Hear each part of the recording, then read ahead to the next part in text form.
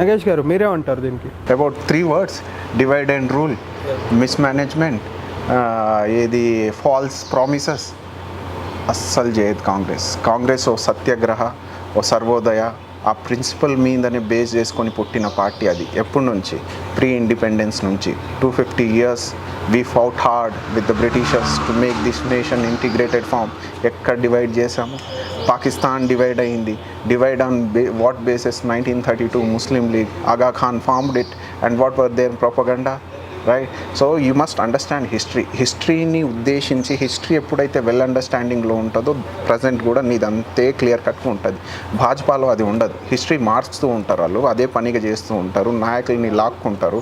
ఎవరండి నాయకుల్ని లాక్కుంది? Sardar Patel belongs to, Ambedkar belongs to, Ambedkar belong to Republican party కదా. ప్రజెంట్లీ కాన్స్టిట్యూషన్ డిజైన్ చేయడానికి క్యాబినెట్ హోదా నుంచి అన్ని ఐడియాలజీస్ బేస్ చేసుకుని